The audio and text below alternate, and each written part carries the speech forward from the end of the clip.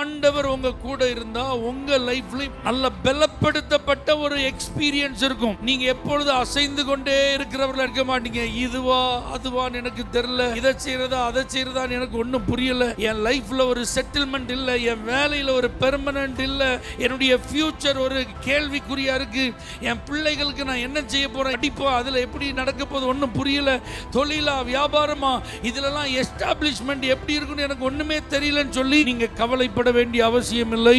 ராஜ்யபாரத்தை திடப்படுத்தின தேவன் அவன் ராஜா, அதனால அவன் ராஜ்யபாரத்தை திடப்படுத்தினார்.